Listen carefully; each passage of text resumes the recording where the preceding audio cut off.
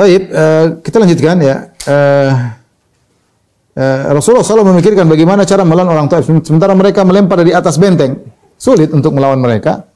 Akhirnya Rasulullah SAW membuat manjanik. Manjanik itu semacam ketapel raksasa, ya, ketapel besar, alat untuk dilemparkan ke atas, ya.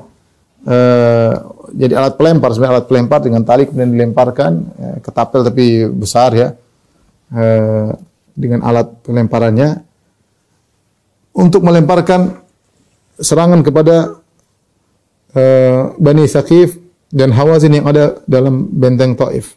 Dan inilah manjanik pertama yang dilakukan, yang digunakan dalam Islam. Manjanik pertama. Kemudian juga Rasulullah SAW menebarkan duri-duri di sekitar benteng. Kalau mereka keluar, mereka akan celaka, ya. Ini namanya peperangan, segala strategi dilakukan, ya. Kemudian Rasulullah SAW memotivasi para sahabat untuk memanah mereka, ya. Selain menggunakan manjanik, kalau ada yang keluar mereka panah dari bawah, ya.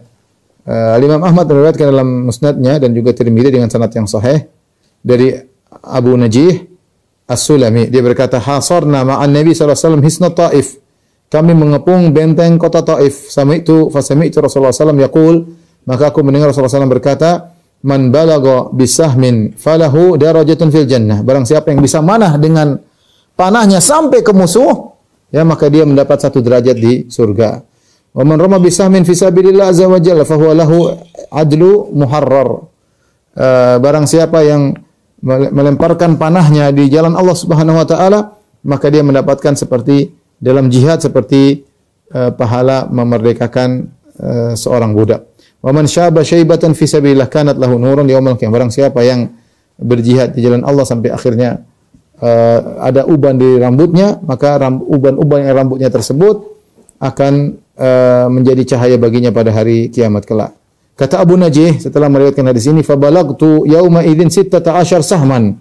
Saya berhasil pada hari itu 16 panah saya panahkan ke musuh, karena tidak mudah, mungkin bentengnya tinggi, panah sulit sampai ke atas, tapi Rasulullah kasih motivasi. Siapa yang panahnya sampai ke atas, maka dia dapat satu derajat di surga. Ketika peperangan sulit dilakukan, hanya sekedar dari panah bawah ke atas, atas ke bawah, yang sulit, ya. Posisi menguntungkan bagi Bani Thaqif. Dari kaum Thaqif dan kabilah Hawazin, menguntungkan mereka karena mereka posisi di atas sehingga panah mereka kuat. Lagi pula mereka berlindung di balik tembok, di balik dinding. Bisa jadi mereka lewat lubang-lubang dengan mana. Kaum muslimin mana dari bawah itu sulit. Mau tidak mau bagaimana caranya untuk bisa menembus benteng Taif tersebut? Ya, harus. Sementara mereka tidak mungkin mendekat ke benteng. Kalau mereka dekat ke benteng, semua batu-batu dilemparkan, anak panah dilemparkan, sehingga sulit untuk bisa masuk ke dalam benteng. Tapi tidak ada cara lain kecuali menghancurkan pintu benteng Taif tersebut. Maka Rasulullah SAW pun kaum muslimin menggunakan dabbabah. Dabbabah, ya, yaitu semacam kereta, ya, yang terbuat dari kulit atau apa di atasnya, dan kaum muslimin di bawahnya. Jadi mereka berlindung. Kalau ada anak panah, ada batu, maka mereka berlindung karena mereka berada di bawah semacam kereta. Kemudian mereka berlindung berjalan menuju ke pintu gerbang benteng Taif tersebut untuk mereka buka. Ya. Tujuannya adalah sampai ke situ kemudian membolongi pintu benteng tersebut. Ya. Mulailah mereka berjalan dengan di bawah dabbabah tersebut. Mereka menuju ke gerbang, tetapi dilihat oleh kabilah Thaqif, maka mereka pun melempar, ya, mereka melempar sepotong besi yang dipanaskan merah, ya, kemudian dilemparkan ke atas dabbabah tadi, membakar dabbabah tadi yang terbuat dari kulit tadi terbakar. Akhirnya kaum muslimin sahabat keluar di bawah. Ketika keluar di bawah, mereka dipanah dengan panah-panah dan banyak di antara mereka yang meninggal dunia. Para sahabat tidak berhasil. Ternyata Thaqif pintar, dia lemparkan besi panas sehingga terbakar. Akhirnya para sahabat kebuka, keluar, akhirnya kena panah, banyak yang meninggal di antara mereka. Berbagai cara dilakukan oleh Rasulullah SAW, dengan manjanik, dengan panah, dengan dabbabah, tapi tidak berhasil. Ya, sebulan Rasulullah mengepung mereka dan tidak berhasil. Akhirnya Rasulullah SAW menyuruh untuk memotong kebun-kebun anggur yang ada di Thaqif dan dibakar. Rasulullah SAW bakar, ya, kaum muslimin, dan itu adalah sumber penghasilan mereka, anggur, orang-orang Taif sampai sekarang. Ya, sampai sekarang mereka juga buah-buahan di sana banyak ya. Kalau kita ke Taif kita bisa beli buah-buahan di Taif, di antaranya ada anggur ya. Maka kaum muslimin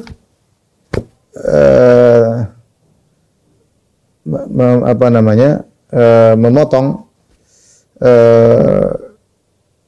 kebun mereka ya, sebagian dirusak, maka Saqif meminta kepada Nabi, mereka menyebut nama Allah dan atas nama rahim kita ini satu rahim, kita masih bersaudara ya. Jangan potong, ya kita perang aja, enggak usah potong-potong harta kami, jangan dirusak kebun kami.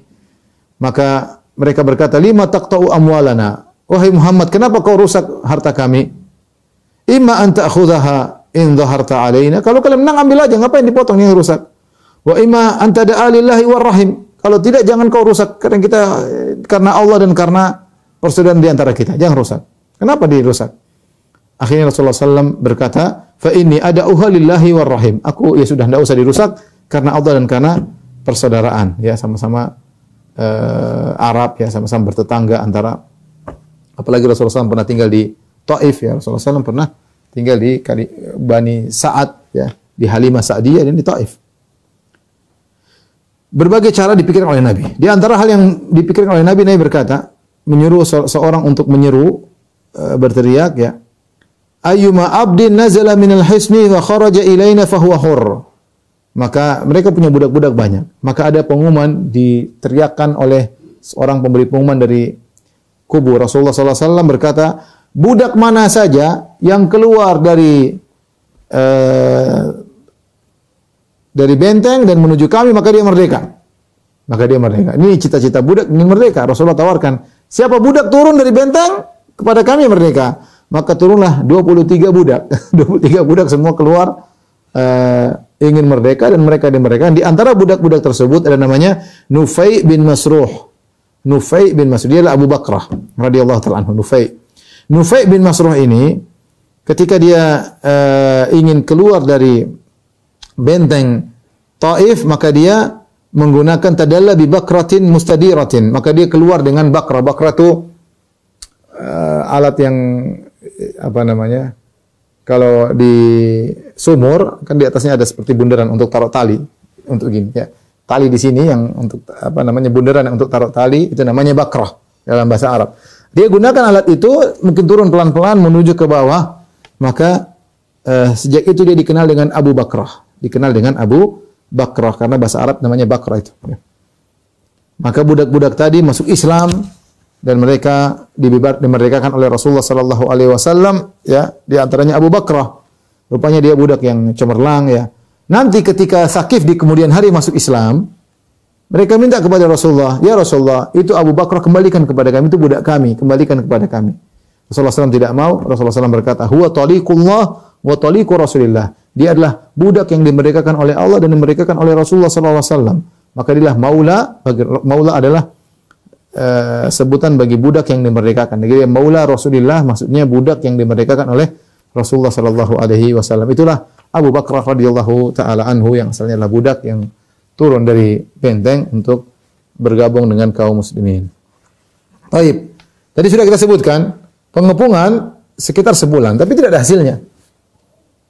Rupanya Saqif memiliki pertahanan yang kuat, persiapan yang matang ya, peralatan perang yang banyak, anak panah yang banyak, batu-batu yang banyak, sulit ya.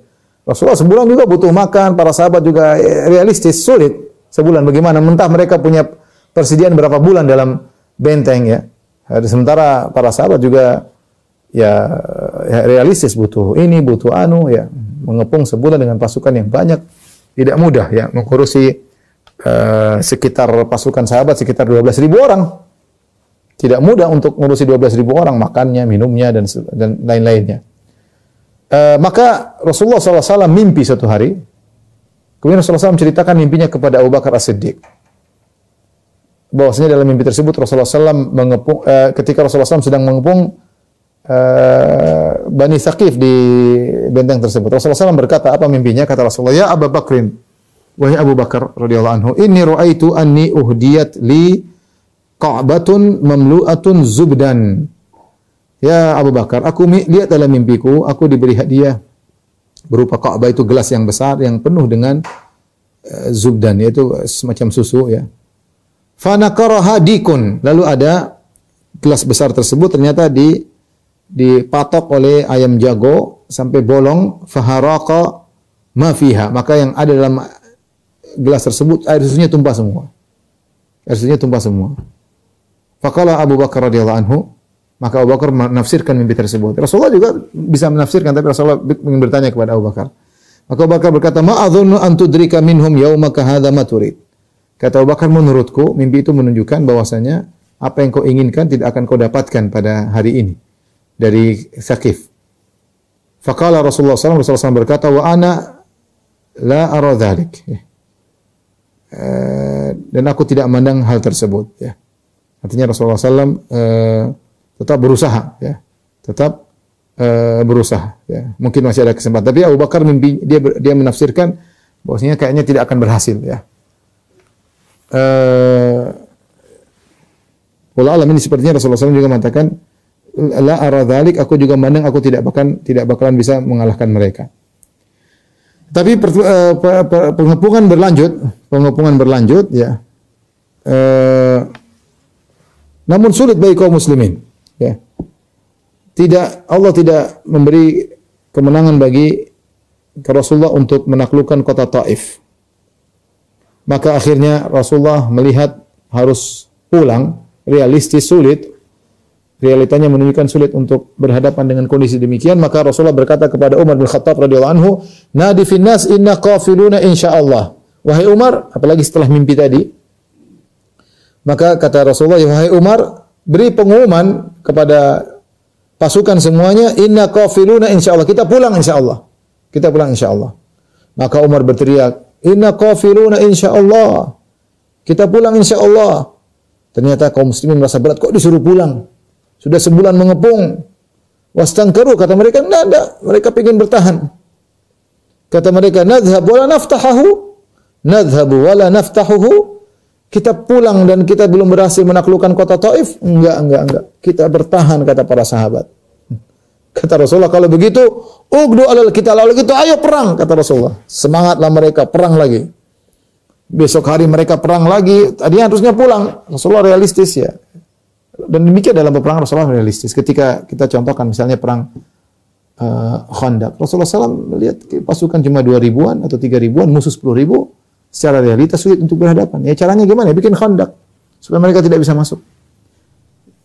Realistis, maksudnya perang kita juga disuruh mengambil ikhtiar, sebab ya kalau tidak memungkinkan kita harus punya strategi. Rasulullah sudah sebulan kelihatannya tidak mungkin menaklukkan, ya sudah pulang, harusnya demikian. Tapi para sahabat semangat, kita pulang nggak menang, gimana? Lanjut. Kita pulang nggak menang, kita lanjut. Ya. Akhirnya mereka berkata, setelah mereka besoknya perang lagi, ternyata banyak di antara mereka terluka. Bani Tsaqif kuat banget ya. Mereka persiapan matang. Akhirnya banyak sahabat yang luka. Mereka berkata, ya Rasulullah, ahraqatna nibalu Tsaqif. Ya Rasulullah, kita telah dihabisi oleh panah-panah Bani Tsaqif. Fadu'ullah alim, doakan Allah, berdoalah kepada Allah agar menghancurkan mereka ya Rasulullah. Berdoa kepada Allah agar menghancurkan mereka. Maka apa kata Rasulullah SAW? Rasulullah SAW bersabda, bukan mendoakan agar mereka hancur. Rasulullah SAW berkata, Allahumma hdi Tsaqifan wa'ti bihim. Ya Allah, berilah hidayah kepada Tsaqif, kepada Bani Tsaqif. Wa'ti bihim, dan datangkanlah mereka kepadaku dalam kondisi Islam. Ya. Kemudian Rasulullah SAW berkata, inna qafiluna godan insyaallah. Besok kita pulang. Kalah terus, kita pulang. Para sahabat fasurru bidzalika wa dhanu. Akhirnya mereka senang disuruh pulang dan mereka tunduk. Wa ja'alu yarhaluna wa Rasulullah sallallahu alaihi wasallam. Akhirnya mereka pun semangat bawa barang-barang untuk pulang. Wa Rasulullah sallallahu alaihi wasallam Rasulullah sallallahu tertawa ya. Kemarin disuruh pulang enggak mau pulang, sekarang disuruh pulang semangat pulang. Ya. Kemarin disuruh pulang enggak mau pulang, sekarang disuruh pulang semangat. Rasulullah tertawa ya, Rasulullah realistis ya. Dan benar ternyata doa Nabi dikabulkan. Nabi ingin mereka masuk Islam, Bani Tsaqif, dan akhirnya mereka nanti masuk Islam. Akan kita sampaikan insyaAllah di kemudian hari. Akhirnya Bani Tsaqif yang tadi menyerang para sahabat, Rasulullah tidak mendoakan keburukan bagi mereka, Rasulullah mendoakan kebaikan bagi mereka, dan mereka akhirnya masuk Islam.